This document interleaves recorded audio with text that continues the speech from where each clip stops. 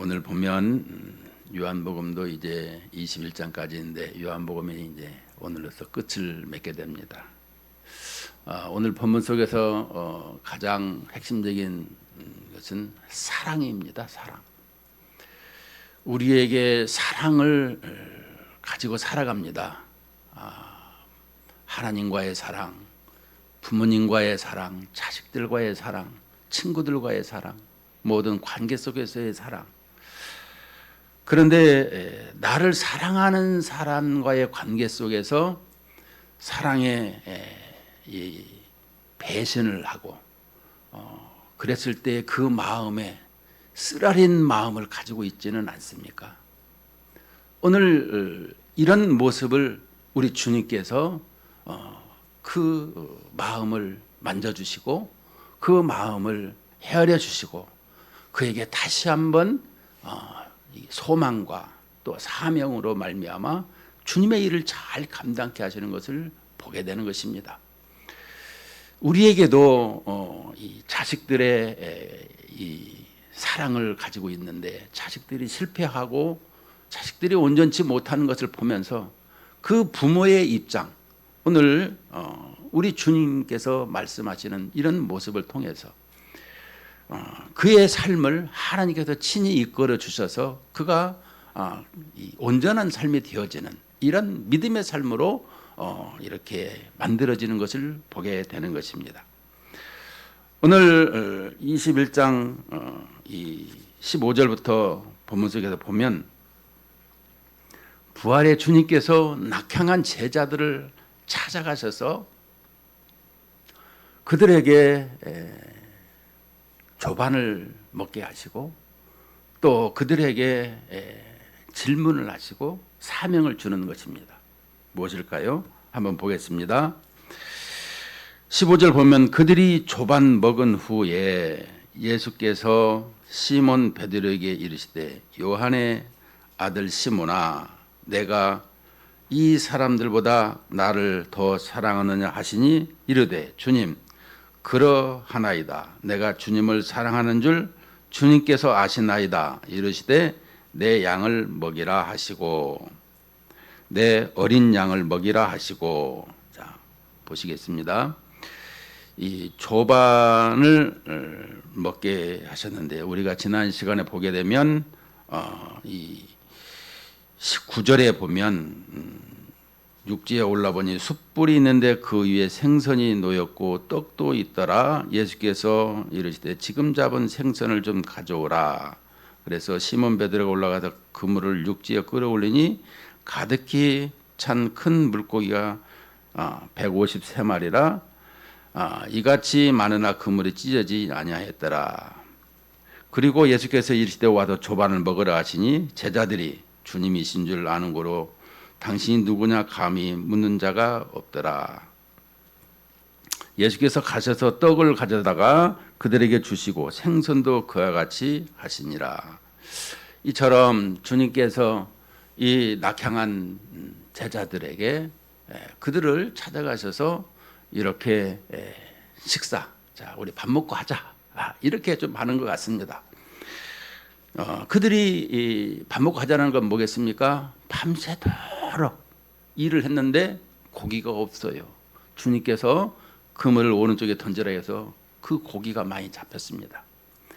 밤이 맞도록 수고한 인생에게 우리 주님께서는 이렇게 조반으로 그의 피로를 풀게 하시고 씻어주시고 또 안아주셔서 그들을 따뜻하게 불도 피워서 그들을 보듬는 것을 볼 수가 있습니다.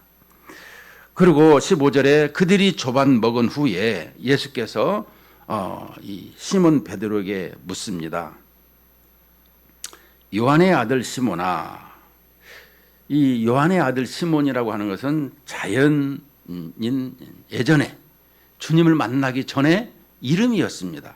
요한복음 1장 40절에 보면 41절 42절에 보면 요한의 말을 듣고 예수를 따르는 두 사람 중 하나는 시몬 베드로의 형제 안드레라. 그가 먼저 자기의 형제 시몬을 찾아 말하되 우리가 메시아를 만났다 하고 메시아는 번역하면 그리스도라. 데리고 예수께로 오니 예수께서 보시고 이르시되 네가 요한의 아들 시몬이니 장차 게바라 하리라 하시니라. 게바는 번역하면 베드로라, 즉 반석이라, 단단한.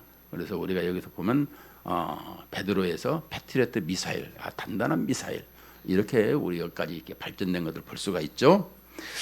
이처럼 이 주님께서 오늘 이 말씀해 주신 것이 무엇입니까? 자연인 요한의 아들 시몬에게 베드로라, 게바라 이렇게 불러주셨는데 왜 여기에서 이렇게 다시금 옛날 이름으로 부를까요? 이것은 우리 다시 시작하자, 이런 내용이 포함되어 있습니다. 우리 다시 시작하자. 내가 요한의 아들 시몬아, 네가 이 사람들보다 나를 더 사랑하느냐. 여기서 보면 이 사람들보다 이 인칭 대명사를 쓰고 있는데 여기서 인칭 대명사가 아니라 헬라어 말로 토톤이라는 단어를 쓰고 있는데 여기에는 인칭 대명사도 쓰지만 그러니까 이 중간태, 우리에게 있어서 중성을 쓰고 있는 것을 볼 수가 있습니다. 중성, 남성도 쓰고 중성도 쓴다라는 것은 무엇이겠습니까? 우리가 오늘 여기서 가만히 보면 네가 이 사람들보다 나를 더 사랑하느냐? 이것은 비교급을 말씀해 주고 있습니다. 왜 예수님께서 이렇게 말씀을 쓰실까? 우리는 베드로가 늘 사용했던 용어가 있죠. 무엇을 하든지 이 사람들보다, 이 사람은 버릴지라도 나는 주를 버리지 않을 것입니다. 이렇게 비교급을 늘 사용했던 것을 예수님께서 또 여기서 볼 수가 있는 것입니다. 마태복음 26장 33절에 보면 베드로가 대답하여 이르되 모두 주를 버릴지라도 나는 결코 버리지 않겠나이다. 이렇게 무엇을 하든지 호언장담을 하고 비교를 통해서 나는 그런 사람 아니에요, 이렇게 항상 자기를 과시하는 이런 모습을 취했던 것입니다. 그것을 오늘 예수님께서 요한의 아들 시몬아, 네가 이 사람들보다 나를 더 사랑하느냐? 그러니까 다시 보면 여기 있는 이 사람들보다 나를 더 사랑하느냐? 이 말을 우리는 금방 생각할 수가 있어요. 그런데 좀 더 여기 그 1장 요한복음 1장에 보게 되면 그가 이 예수님을 만난 후에 보게 되면 그가 다시금 이렇게 마태복음 4장의 18절부터 보게 되면 20절까지 이렇게 말씀을 하고 있습니다. 갈릴리 해변에 다니시다가 두 형제 곧 베드로라는 시몬과 그 형제 안드레가 바다에서 금을 던지는 것을 보시니 그들은 어부라 말씀하시되 나를 따라오라 내가 너희를 사람을 낚는 어부가 되게 하리라 하시니 그들이 곧 그물을 버려두고 예수를 따르니라. 자, 배와 그물과 또 여러 가지 자기가 가지고 있는 그는 모든 것이 있는데 그걸 다 버려두고 주님을 따랐습니다. 그러면 이 사람들보다 얘기할 때는 여기서 사람을 표현할 수도 있고 이런 내가 내 생업에 나를 가지고 있는 모든 것을 가지고 있는 이것이 이 사람들보다 이렇게 두 가지 표현을 할 수가 있는 것입니다. 그런데 중요한 것은 여기서 그물을 또 나의 배를 또 나의 모든 그 일을 이것을 버려두고 사람 낚는 주님의 일을 따랐더라는, 그래서 이 부분을 이렇게 강조해 주고 있는 것입니다.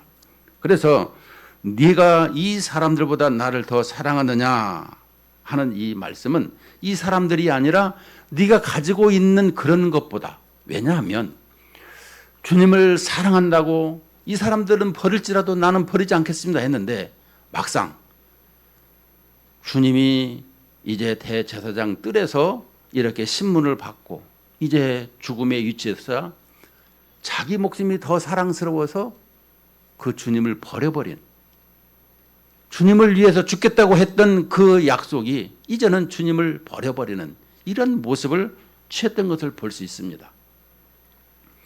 그러니까 예수님도 지금 이 사람들보다, 물론 이제 다 이 남성도 있고 가지고 있는 이런 이런 것들을 이렇게 나보다 더 사랑하느냐, 이것을 볼 수가 있죠. 그런데 주님 그러하나이다.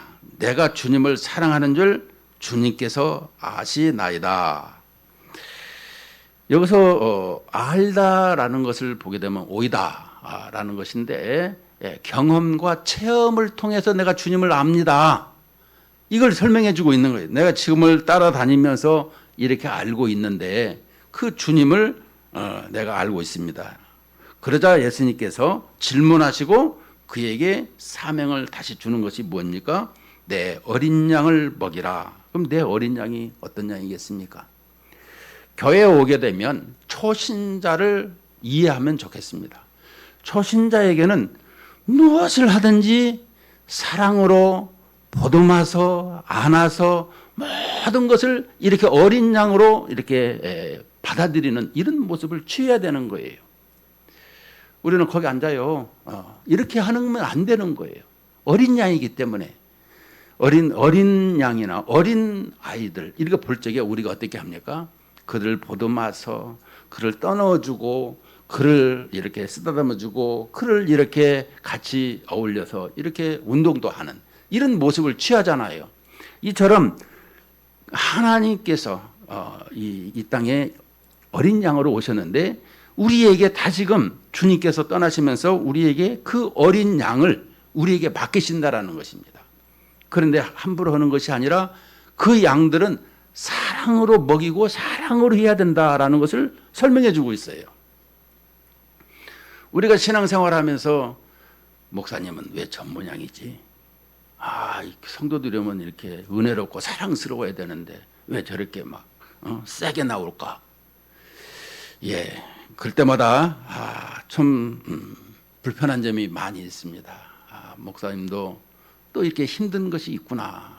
사랑하는 것보다 어린아이 입장에서 볼 적에는 왜 부모가 그래야 되느냐 이런 모습을 취하기 때문에 이것을 항상 어른답게 그것을 포용하고 이해하고 사랑하고 그리고 또 잘 못했으면 그에게 사랑을 이렇게 퍼부어서라도 이해시켜주는 이런 모습을 가져야 된다라는 것입니다.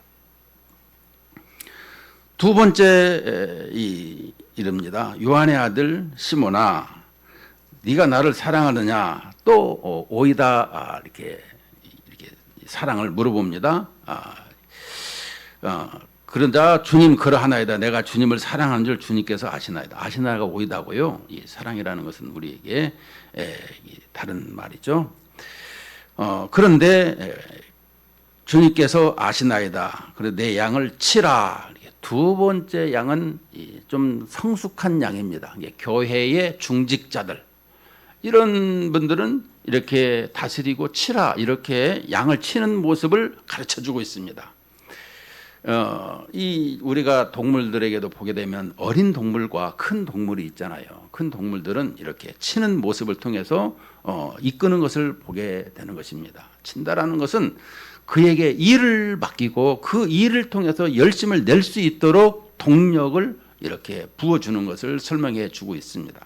물론 그 모든 것은 하나님이 이끄시지만 그러나 질서의 하나님이시므로 우리에게 이런 교회 내에서도 직분을 새로 세워서 그 일을 감당하게 하더라라는 것입니다. 그래서 양을 치라 이렇게 설명을 해주고 있습니다. 세 번째는 요한의 아들 시몬아 네가 나를 사랑하느냐 하시니 주께서 세 번째 내가 나를 사랑하느냐 하심으로 베드로가 근심하여 이르되 주님 모든 것을 아시오매 내가 주님을 사랑하는 줄 주님께서 아시나이다. 예수께서 이르시되 내 양을 먹이라. 다시금 양을 먹이라 이렇게 말씀하는데요. 이 세 번째라고 하는 것은 이 베드로가 대제사장 뜰에서 3번을 모른다고 이렇게 부인했던 것.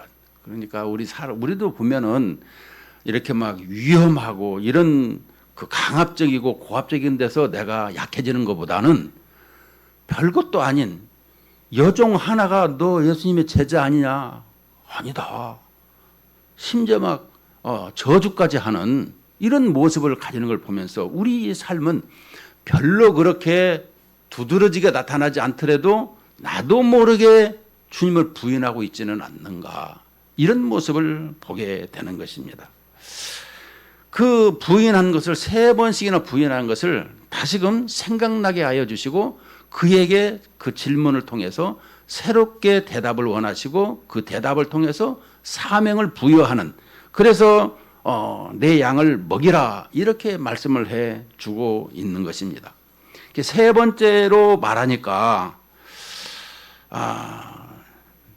주님 모든 것을 아시오매 내가 주님을 사랑한 줄 아십니다.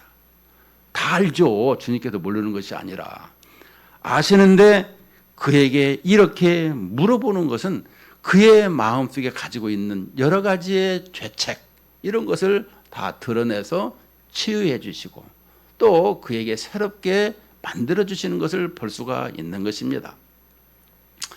부모 자식 간에 왼수진 것을 많이 보게 되는데 부모가 이렇게 자식에게 알게 모르게 상처를 주는 것 때문에 힘들어하는 것을 볼 때가 있어요.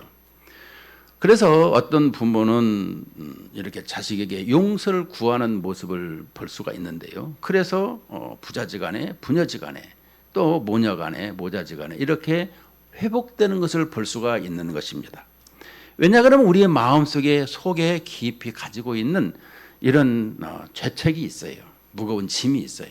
그래서 나도 모르게 그냥 가족이기 때문에 무시하고 넘어갔지만 서로 간에 나에게 상처를 가지고 있는 이것 때문에 힘들어하는 것을 보게 되는 것이죠. 베드로가 지금 주님 앞에 이렇게 3번씩이나 모른다고, 주님은 이 사람들은 다 버릴지라도 나는 주님을 버리지 않겠습니다. 호언장담했던 그가 또 주님께서 네가 닭 울기 전에 나를 3번 부인하리라 주님께서 경고까지 했는데도 불구하고 그는 그대로 행하는 것을 보고 참 형편없는 이런 사람이구나, 아마 자책과 자괴감이 들었을 것입니다. 그것을 주님께서 찾아가셔서 이렇게 회복시키고 다시 사명을 주시는 것을 볼 수가 있는 것입니다. 우리는 주님께서 지금 나를 사랑하느냐, 이 사랑을 물어보는 것은 아가페 사랑을 물어봤어요. 아가페 사랑은 예수님께서 십자가에 죽으시는 희생적인 사랑을 설명해 주고 있는 거예요.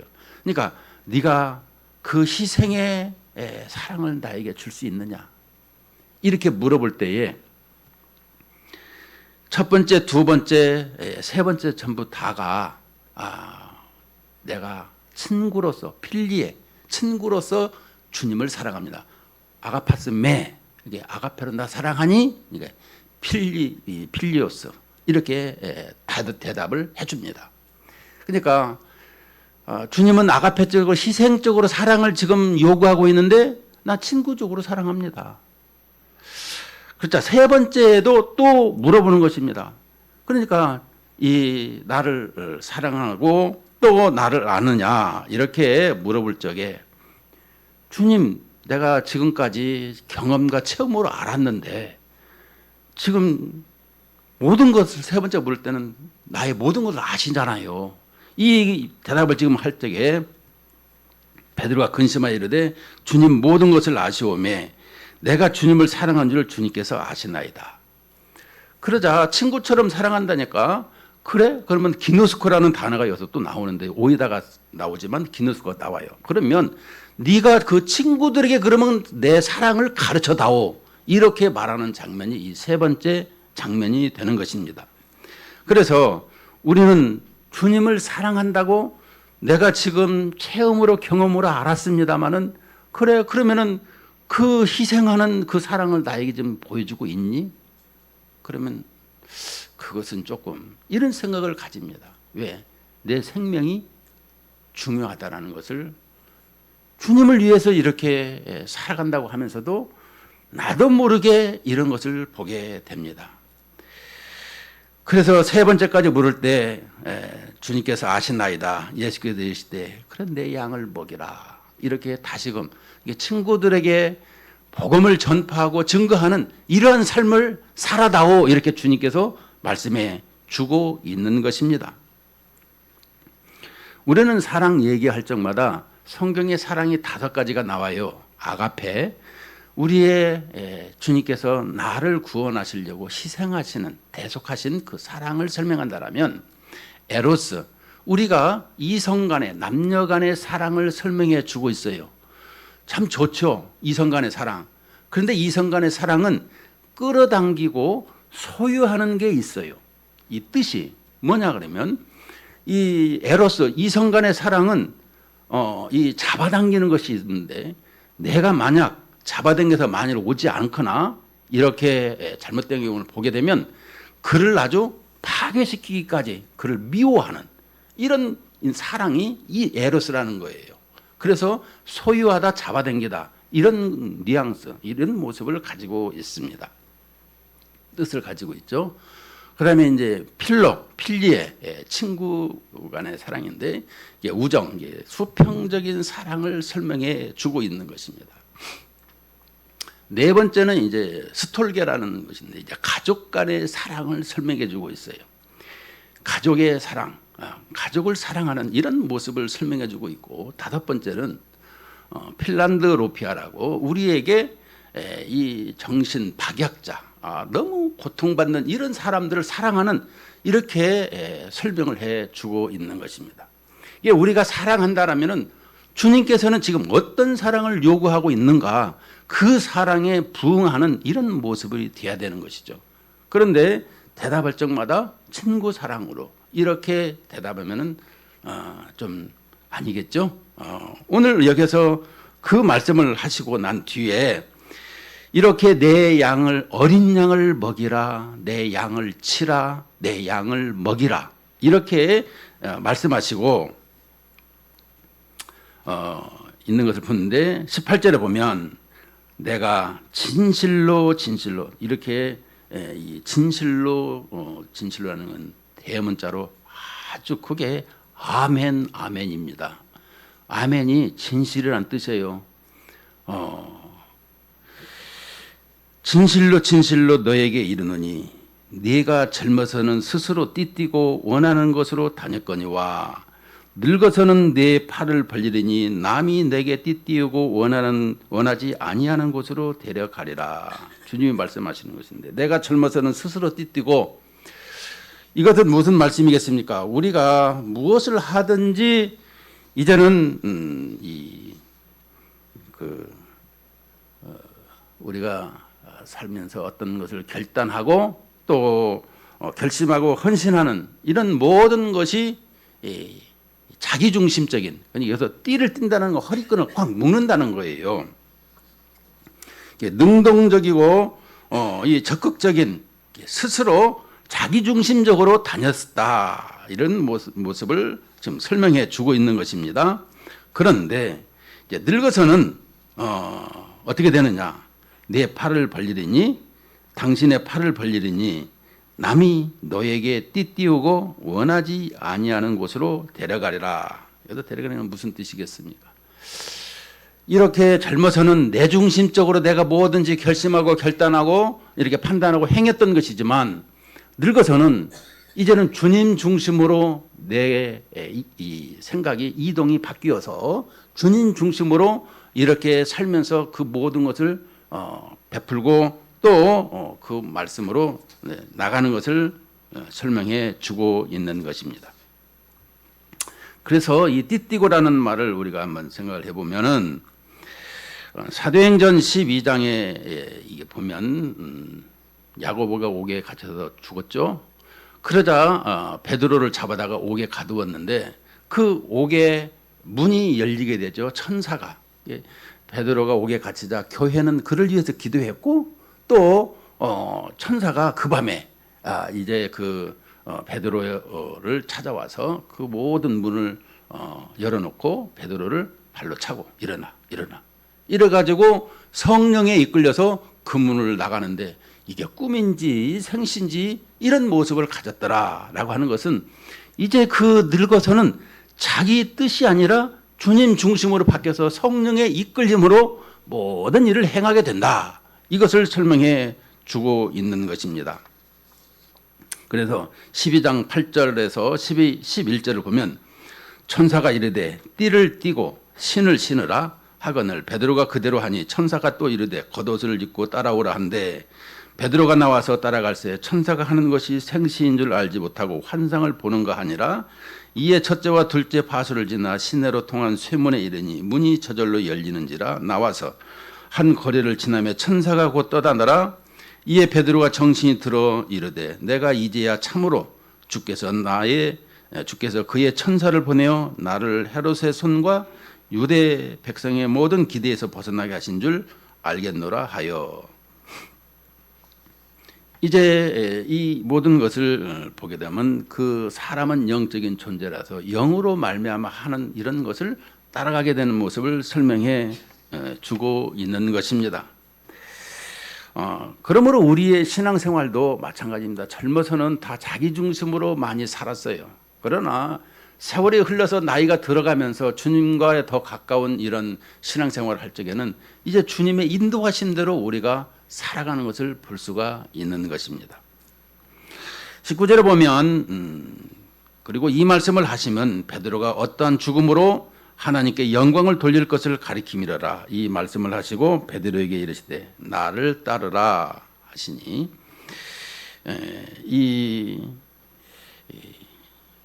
어떤 죽음으로 영광을 돌리는 베드로가 죽었을 때 들리는 많은 다른 데서 이렇게 사이드에서 들리는 것을 보게 되면 이 순교를 할 때에 십자가에 거꾸로 죽는, 어떻게 주님과 똑같이 내가 십자가로 죽을 수가 있습니까? 나를 거꾸로 이렇게 죽게 해주세요 해서 거꾸로 죽었다, 이런 것을 볼 수가 있는데요. 우리가 이렇게 자기의 삶 속에서 이제 중심이 하나님 중심 또 말씀 중심으로 바뀌게 되다 보니까 그의 삶이 달라진 것을 볼 수가 있는 것입니다. 우리의 삶도 항상 내 중심에서, 우리가 어린아이들 태어나면 손을 막 꽉 잡습니다. 이게 손가락 펴도 안 펴져요. 이게 꽉 잡느라고. 근데 이 세월이 지나면서는 이게 잡으라기도 잡을 힘이 없어. 그냥 보르르게 이런 것들을 보게 되는데요. 우리의 자기 힘이 있을 적에는 뭐든지 자기 중심으로 이런 생활을 하게 된다라는 것을 말한다면, 이제 세월이 지나면서 하나님 중심으로 생각이 바뀌게 되면 모든 것이 이렇게 나누고 베푸는 이런 모습으로 바뀌더라, 이것을 볼 수가 있습니다. 베드로에게 이르시되 나를 따르라, 이렇게 볼 수가 있는데요. 아까도 말씀드렸지만 나를 따르라 하는 것은 나랑 같이 가자, 이제부터 나랑 같이 가자, 이런 뜻이겠습니다. 그래서 20절에 또 보니까 베드로가 돌이켜 예수께서 사랑하시는 그 제자가 따르는 것을 보니, 여기서 그 제자는 사도 요한을 설명하고 있는데 자기 자신을 이렇게 가리고 3인칭으로 써가지고 그 제자가 따르는 것을 보니, 그는 만찬석에서 예수의 품에 의지하여 주님을 파는 자가 누구오니까 묻던 자르라. 그래서 우리가 그 예수 그리스도의 그 상만찬을 보게 되면 항상 그 그림에 예수님의 왼쪽 가슴에 이렇게 기대고 있는 그림이 조그만 어린아이로 이렇게 묘사된 게 있어요. 그것이 이제 사도 요한을 이렇게 그렸다라고 설명하고 있고요. 여기 얼굴이 좀 시커먼 사람이다, 그럼 가룟 유다로 이렇게 설명을 해서 그 그림 속에서도 자세히 보면 이 그린 미켈란젤로가 그렇게 그렸다고 해요. 여기서 이 성경 말씀을 인용해서 영감을 받아서 그랬더라라는 것이죠. 21절에 이에 베드로가 그를 보고 예수께 여짜오되, 이 가슴에 묻던 사도 요한을 이제 예수님에게 물어봅니다. 여짜오되 주님, 이 사람은 어떻게 되겠사옵나이까? 앞으로 이 사도 요한은 어떻게 되겠느냐? 그러니까 예수님께서 이르시되 내가 올 때까지 그를 머물게 할지라도 너에게 무슨 상관이냐? 너는 나를 따르라 하시더라.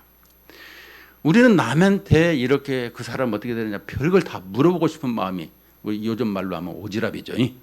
이런 것을 이제 가지고 있더라는 것입니다. 그냥 베드로는 우리가 성경에서 볼 적마다 성품이 참 내가 궁금해하는 걸 시원하게 잘 물어본다 이렇게 볼 수도 있겠습니다. 또 내지는 뭘 이런 걸 또 물어보냐 이렇게 생각할 수도 있겠지만 하여간 베드로가 이렇게 아주 그냥 우리의 모든 것을 잘 긁어주고 있지 않나 이런 생각을 때 해보게 되죠. 그러자 이 말씀이 너는 나를 따르라 하시더라 이 말씀이 형제들에게 나가서 그 제자는 죽지 아니하겠다 했으나 예수의 말씀은 그가 죽지 않겠다 하신 것이 아니라 내가 올 때까지 그를 머물게 할지라도 너에게 무슨 상관이냐. 죽지 않는다는 말이 아니라 너에게 무슨 상관이냐 이 말씀이다 이렇게 설명을 해주고 있습니다. 우리의 삶 속에서 이렇게 자기에게 주어진 사명을 잘 감당하고 그 역할을 하라는 것이지 왜 그 사람은 어떻게 되고 이 사람은 어떻게 되고 그것까지 할 필요 없다라는 거예요. 오늘 우리에게 주신 말씀을 내 어린 양을 먹이라 사명을 주신 것에 대해서 한번 생각을 해볼 때에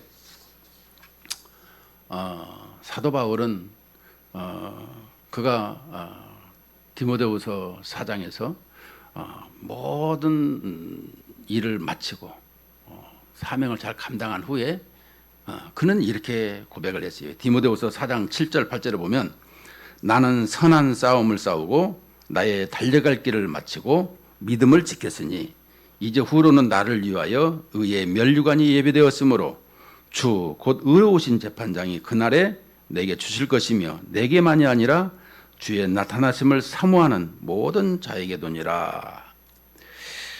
우리에게 주님께서 지금 우리에게 사명을 잘 감당하는 이런 모습을 설명해 주고 있죠.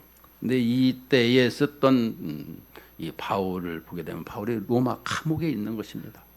그는 나갈 수가 없어요. 날마다 쇠사슬에 묶여가지고 이제 죽을 날을 기다리고 있는 이런 입장인데 자기가 이 복음을 위해서 선한 싸움을 싸우고 지금 나의 달려갈 길을 맞춰서 지금 이 자리에 있지만 그러나 이제 후로는 의의 면류관이 준비되어 있다는 것은 뭐겠습니까?